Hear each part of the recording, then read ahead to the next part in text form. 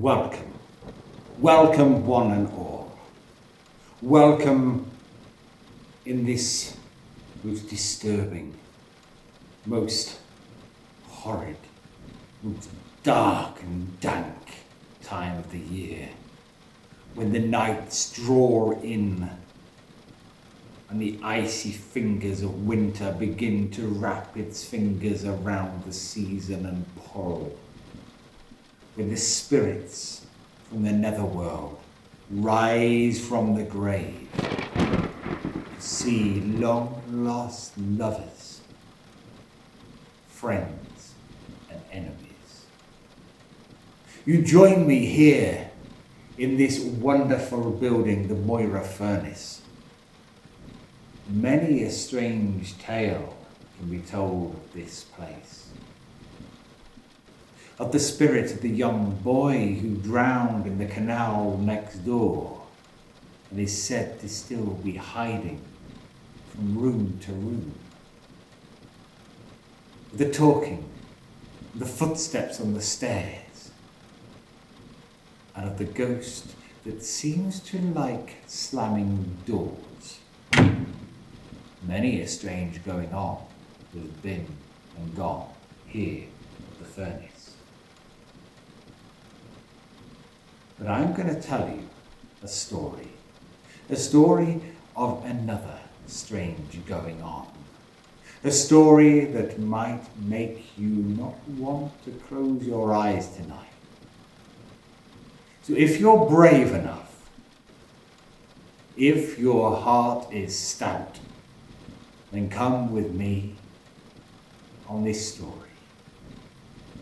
A story befitting for Samhain, All Hallows Eve, Halloween.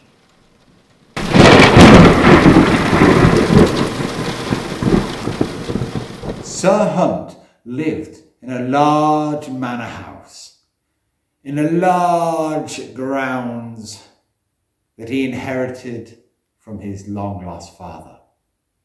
He was born into wealth. He always had everything he wanted.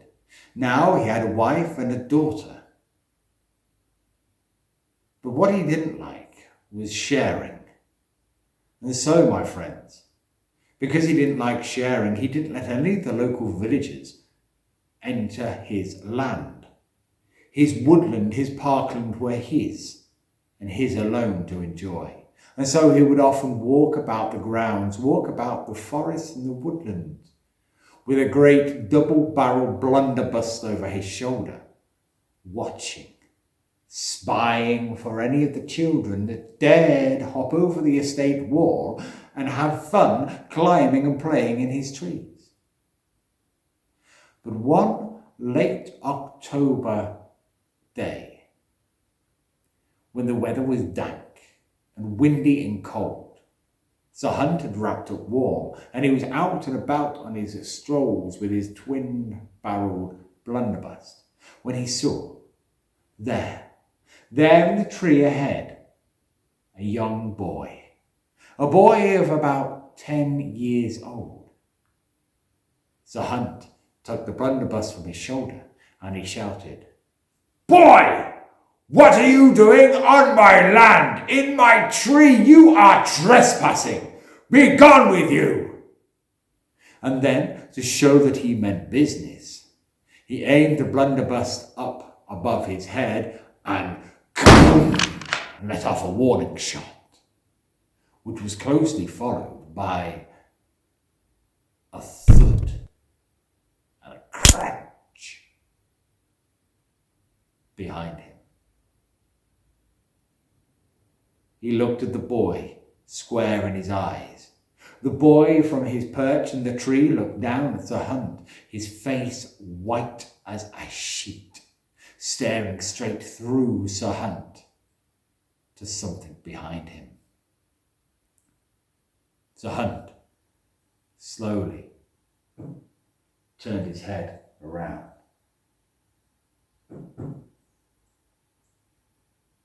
There, on the ground, lay another boy. A boy of the same age.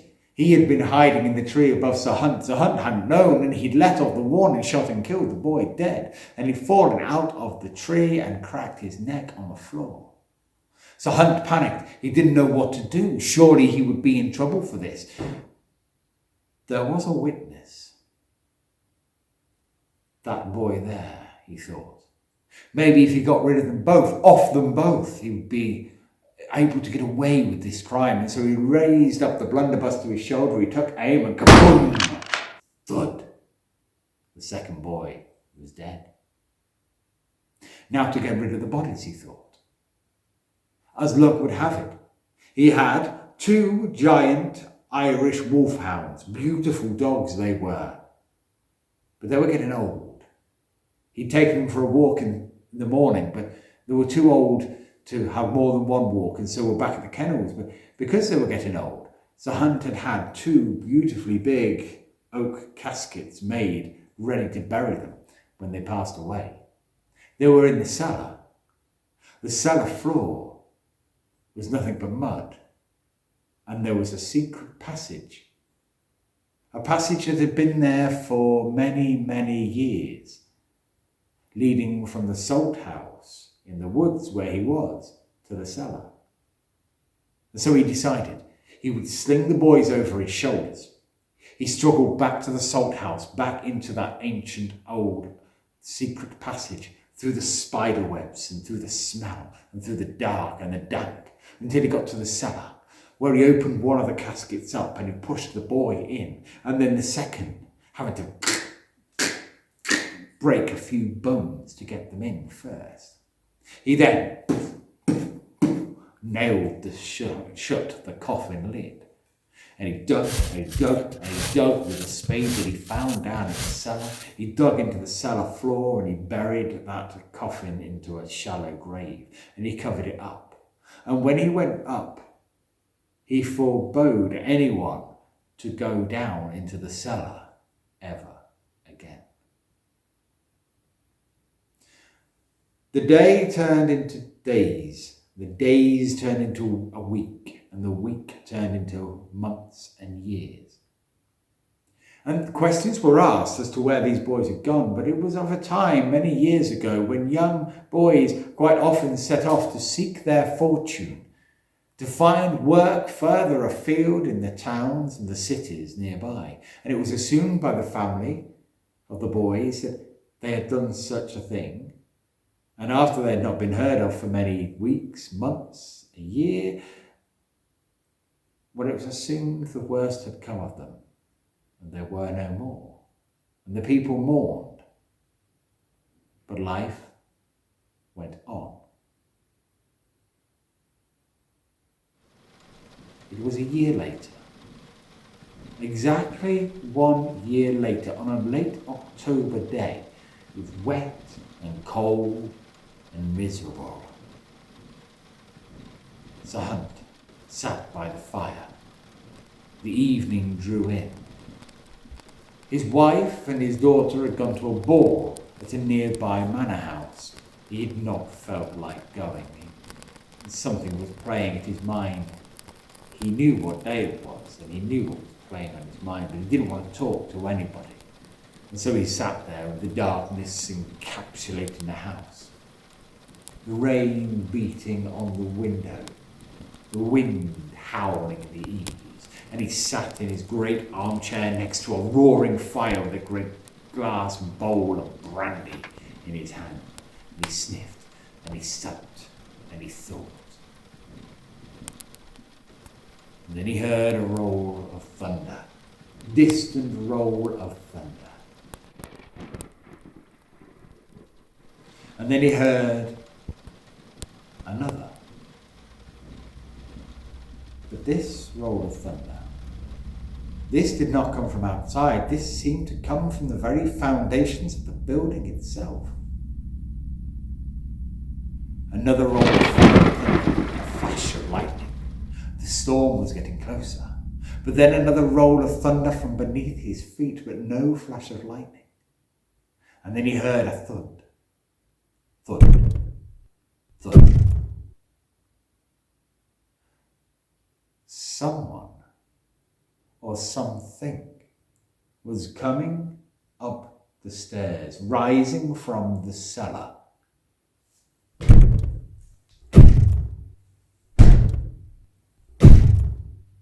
The hunt froze. It could not be. Surely it could not be.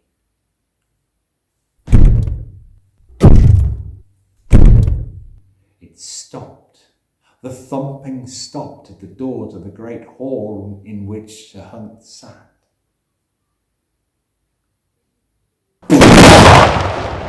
The door flew off its hinges, and there in the pale light of the candles dotted around the room, there it stood.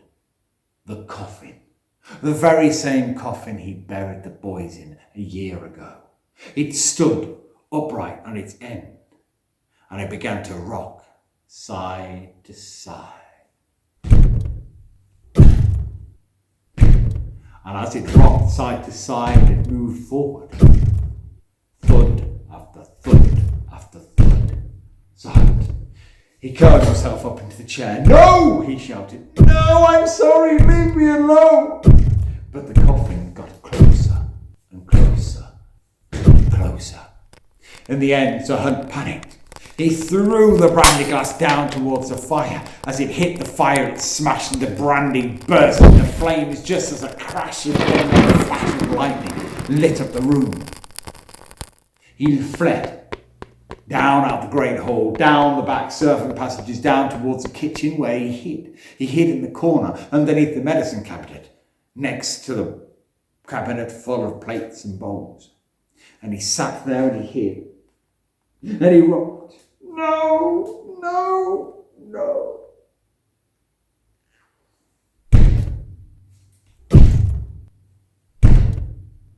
Closer and closer that coffin came, until it was there at the door of the kitchen. So Hunt panicked. He didn't know what to do, and it started to rock and get closer and closer. So Sir Hunt grabbed whatever he could. He grabbed bowls and plates and knives and forks, and he hurled them all at the coffin. But nothing stopped it. It carried on, unrelenting, its ceaseless march towards the hunt. The medicine cabinet was the last thing that he tried. Sir Hunt threw bandages and potions and lotions, but nothing worked until the last bottle he took down, a brown bottle with thick oozy liquid in it. He panicked and he smashed it. "Go away!" And the coffin stopped.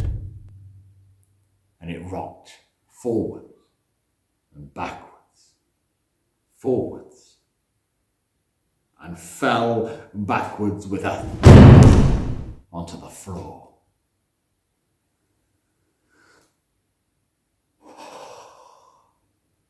Sir Hunt. He took a moment to gather his thoughts.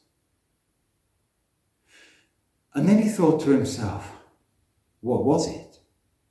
What was that bottle, that liquid that stopped the relentless march of that coffin and the evil spirit that controlled it? He crawled himself over to the coffin lying on the floor, and he saw the label that was on the bottle stuck in the brown oozy liquid, and he read it in the dull light of a single candle that was still aflame on the wall. And he read it, and there it read, "Benylin cough syrup stops your coughing."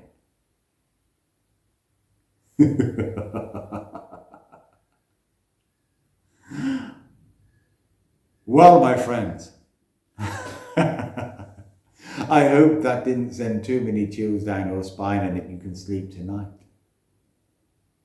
Just rest assured, as long as you have no deep, dark secrets buried under your house, then all should be well. As long as your conscience is clear, then all should be well. With that, I will leave you. I shall bid you farewell, wish you happy tidings of the year. Happy Samhain. Happy Halloween, And until next time, my friends, I have been Tom the Tale Teller. You can find me here on Facebook, on Twitter. You can find me dotted around here and there. My books are on sale. And please, like and share. Goodbye.